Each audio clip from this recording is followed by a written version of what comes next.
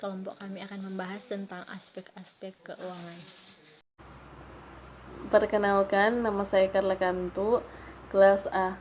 Saat ini saya akan membahas materi tentang margin laba.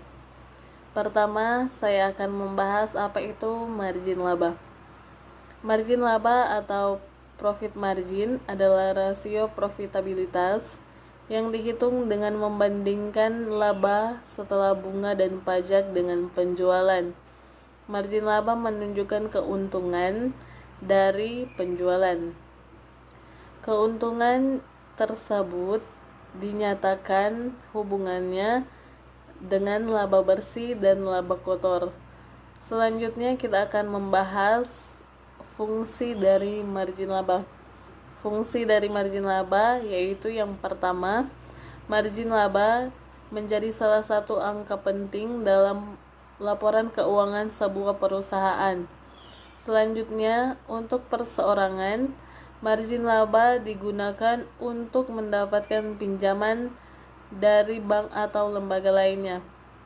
Selanjutnya, margin laba digunakan oleh investor untuk membandingkan dua usaha atau lebih.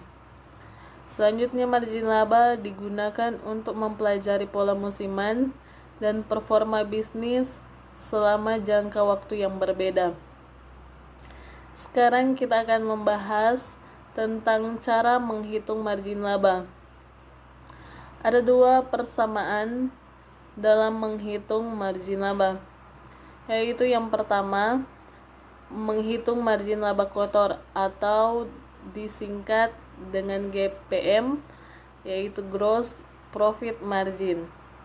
Untuk mendapatkan margin laba kotor, kita perlu mendapatkan dulu hasil laba kotornya. Laba kotor atau gross profit adalah total pendapatan penjualan yang dikurangi dengan harga pokok penjualan atau disingkat dengan HPP.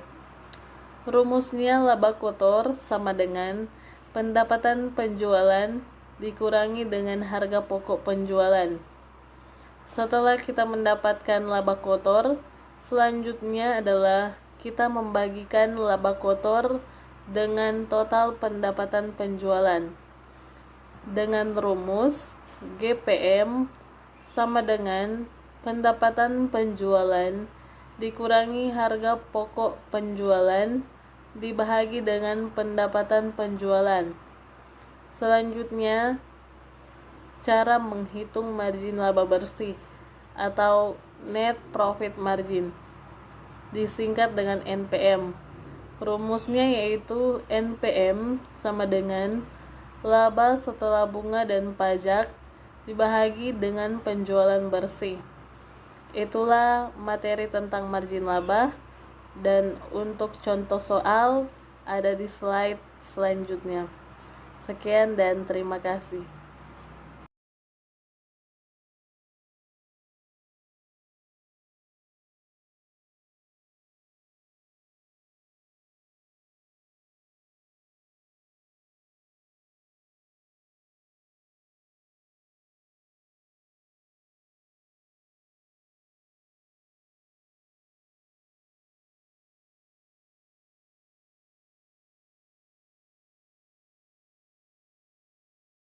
Perkenalkan, nama saya Francisca Pauline Tumbale.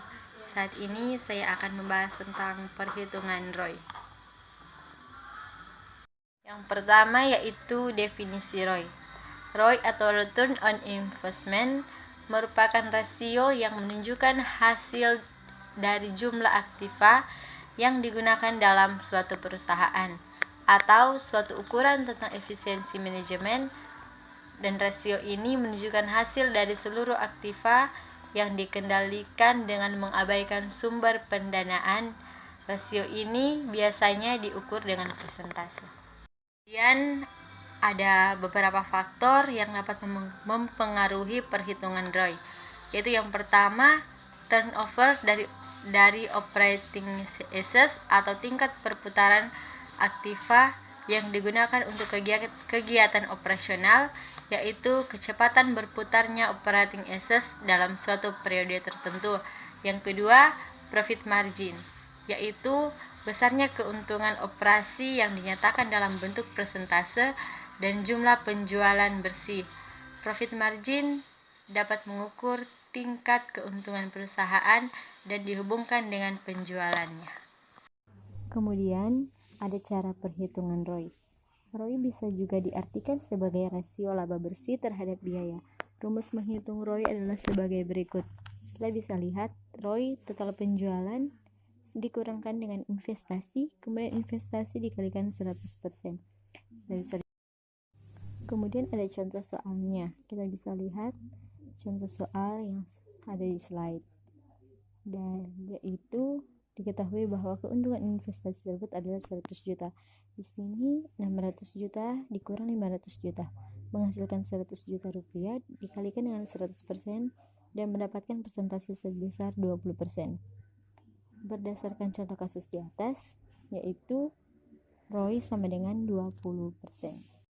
Perkenalkan, nama saya Steli Kaihe. Saya akan menjelaskan tentang BEP. Apa itu BEP atau break even point? Break even point ini adalah titik impas di mana posisi jumlah pendapatan dan biaya atau sama seimbang sehingga tidak terdapat keuntungan ataupun kerugian dalam suatu perusahaan. Break even ini digunakan untuk menganalisis proyek sejauh mana banyaknya jumlah unit yang diproduksi atau sebanyak apa uang yang harus diterima untuk mendapatkan titik impas atau kembali modal. Selanjutnya kita masuk pada rumus BEP. Rumus yang pertama itu rumus BEP unit sama dengan biaya tetap per harga per unit kurang biaya variabel per unit. Dan kedua itu ada rumus BEP rupiah sama dengan biaya tetap per kontribusi margin per unit per harga per unit. Dan selanjutnya ada contoh-contoh soal perhitungan BEP. Bisa dilihat pada slide berikutnya. Terima kasih.